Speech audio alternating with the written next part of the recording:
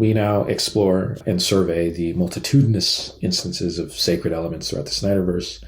So first of all, human life as sacred. So we'll look at examples of where human life itself is viewed as sacred. The natural one is the first scene in the SnyderVerse, the birth of Kal-El. Birth as a natural ritual is in itself sacred. The baby, of course, is a sacred boon extracted from the womb or core of the mother.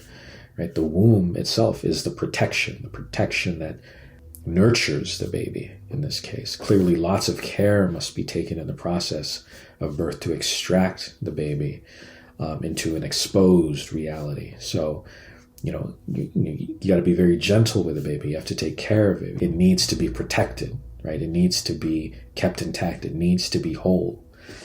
So the baby itself is indeed sacred. We hear Jor-El later say that he held hope in his hands. And so the baby naturally has this connection to, the ideal of hope. The baby is representative of purity, newness, and change, possibility and potential, right? And we want to bend that towards something that's good. So the potential towards good that's where that hope and faith comes in. So the baby, when he says he held hope in his hands, he's holding that baby. He's holding this precious, sacred, or holy being in his hands that actually inspires Jor-El's subsequent actions, giving him something to protect, stand, and fight for. Right? Again, we see the baby as a sacred thing that's kept in a container, covered and protected, encased in the shell or womb-like structure. It almost looks like a hand that's grabbing and holding on to this baby, Kal-El. In BVS, we see after the destruction of Metropolis and Wayne's building, he is kind of just running around trying to cling on to human life, right? Because human life is sacred. So he protects a young girl, carefully places her with the group, right? The girl is sacred. She is human life. She's a child. So this is children as a sacred. The children are cared for by the motherly figure, telling them to hold on tight. What are they holding on to? Each other to stay afloat. Holding human life as sacred is to show compassion, care, attention, and all of that. We have another similar situation where he sees there's a sacred life and it's about to be taken due to the building debris collapsing. And that gives him the drive to run and protect, right? So we have the protective. Remember, the sacred is something that needs to be protected. And so this little girl represents something that is sacred, her innocence, right? He tries to reassure her that everything's going to be okay, that everything's whole, even though it may not be, right? So children are sacred. And, right, sacred is something, again, you want to hold on to, you reach for and you hold on to. So it ends with Bruce actually holding on to her. So, being in connection with the sacred being. Again, we have, a child who runs in fear for his safety, right? He has the sense of danger in the class when he's starting to hear sounds and, it's very chaotic around him. So he protects himself because, when we run off to, stay in a certain localized place, what we're trying to do is we're trying to protect something that we view as holy. That is ourselves. That is our person, our being. Right? We automatically view that ourselves as sacred.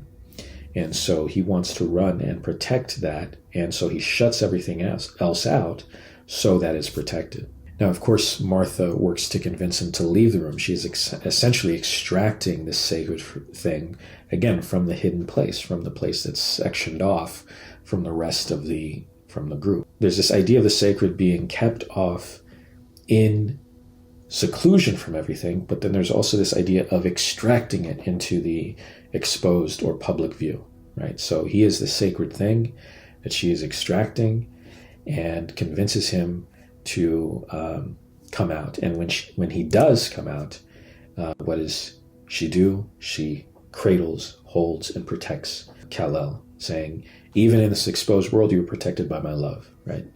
So family, human life, relationships, love, compassion, these are the sacred things. These are the protective things that, we see in this scene. So another sacred thing, of course, is Kal-El's ship. You could say is sacred. It's something that's kept out from view. It's like this holy object, this divine, certainly divine qualities can be attributed to the Kal-El ship.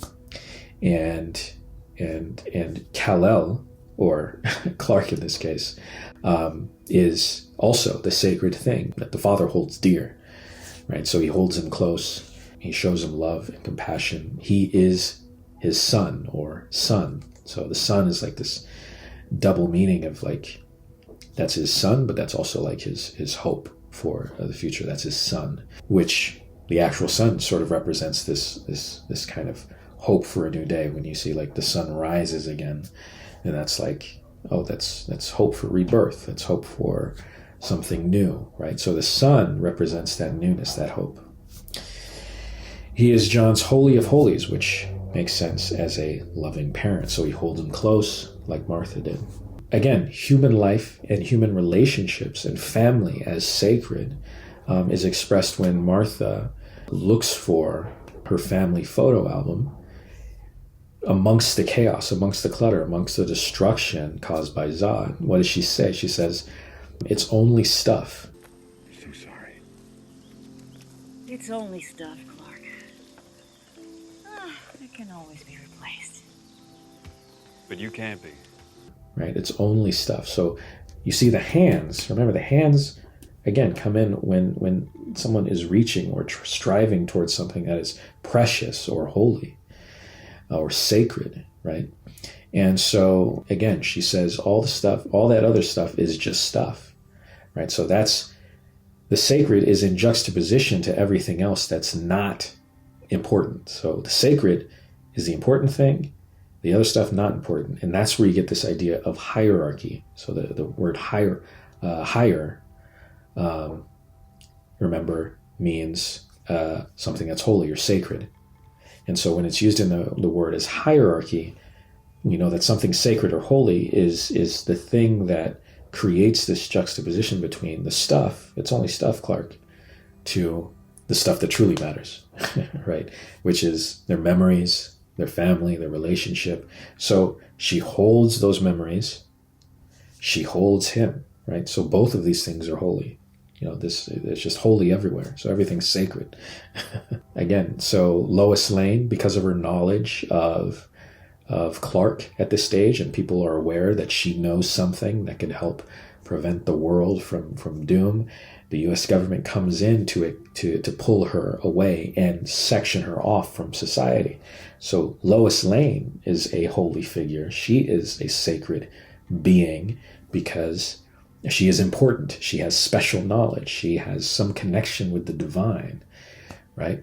And so because of her importance, she is sectioned off. That's why Superman has to come and, break her out, break her free, right? So there's this idea of something holy going back into the depths of the hidden or protected place or restricted place, and then being extracted from that restricted place, right? So she's been taken by the U.S. government. She's been holed up in some area. Superman comes to extract her, right? In much the same way that Martha extracted young Clark from what looked like the janitor's closet, right? So again, we have something important, someone important, someone holy, a mother, the sacred feminine, being taken because of her importance and held, confined, or restricted. So she is the thing that is kept and restricted off from being in the public view, right? And so you see her on the bottom here. She's tied to a chair. Where's the cross, right? So that suggests something holy, important is there. And so, again, we have this idea where something holy is taken, put in a protected area or restricted area, and then needs to be broken free, to be free again, right? We have Lois Lane, again, the sacred feminine, being trapped the sacred feminine being trapped under the water and needing to be broken free, right? So the sacred thing is the thing that is trapped, confined, entombed, all these words, and sectioned off from the outer showy kind of display of things. And so Superman, again, breaks her free, takes the sacred from this enclosed space to be renewed in this case, right? So in this case, she's also experiencing a kind of rebirth, a renewal, because she basically died and is reborn here. I mean, thematically, she absolutely died here and is reborn. So symbolically, she's experienced a rebirth. Again, we have the sacred feminine as the sacred thing that needs to be protected. And interestingly, it's the enclosure, the restricted area that is her danger, and she actually, to protect her, she needs to be released. Right? So there's all these interesting plays and spins on these ideas where it's like it's never just one thing, but it's always going to be flipped around to express something that seems, unexpected. So the unexpected thing here might be like the barrier or the restriction is protective, but as we've seen in a couple of examples already, that can be actually the dangerous place. You don't want to be trapped or confined in that space. You want to be freed. And so, but here anyway, we have the sacred feminine, again, buried underneath the rubble. That's like buried within the earth, just like Lois was buried in the water. And so, or she was submerged in water. So water and earth kind of go hand in hand in terms of representing the sacred feminine. Water and earth, Mother Earth, the water of the womb, all of these things are pointing towards something that is feminine in the sense of being restricted or held off, and what they need to be freed. And in freeing them, they are reborn. But the main idea here is that they are the sacred thing. The fact that they are separated means that that is the place that you need to go to be in communion with the holy, be in communion with the divine, essentially.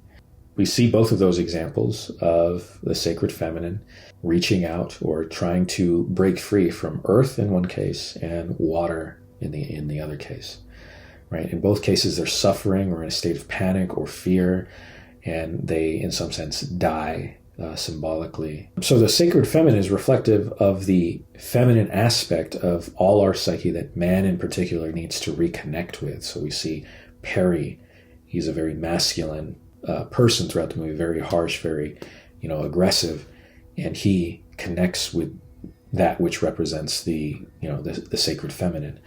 Same for Superman, talked about in my last video, where he is in this fiery, bravado-y clash with Doomsday, very masculine, like who's got the bigger heat vision beams, right? Breaks free from that to reconnect with the feminine in the water, right? So we go from fire, the masculine, to water, the feminine. And so this is a general idea. This isn't just in that shot or whatever. This is a general idea which you can sort of connect with something that Jung has explored and a lot of other people have explored. But Jung here says, recognizing the shadow is what I call the apprentice piece, but making out with the anima is the masterpiece, which not many can bring off. So this idea will be explored in chapter 3, but it kind of relates to what's referred to as the Hieros Gamos, the sacred marriage, sacred union of man and woman, masculine, feminine, yin yang, right? Overall, they represent the different polarities that are joining together. Matrimony and sacred matrimony, right? What is sacred exists within the depths of our unconscious, which in Jungian terms is the anima. For the man that has not properly integrated the anima, the sacred feminine is buried or drowning in the black and blue earth sea of their own unconscious. So earth and sea, or earth and water, are both feminine. They both have a lot of background as being interpreted as feminine. But also, they have a lot of background in being interpreted as relating to the unconscious. So the earth, when you go below the earth, that's the hidden realm, right? When you're sectioned off or hidden, that's the hidden realm. That's the unconscious. So the water is the unconscious, the ocean is the unconscious, the under the earth is the unconscious. And the idea is to make conscious what is buried in the unconscious. And so the sacred union between feminine and masculine here is the sacred union of the treasure that's hidden deep within the unconscious of our psyches, bringing it to light, bringing it out of its state of potentiality into actuality, and in so doing, uniting with it, and in Jungian terms, integrating with the anima in what's called Hieros, Gamos. So that, we'll look at that more. But again, so here we simply look at it as an expression of human life as sacred, in particular, the sacred feminine, the woman.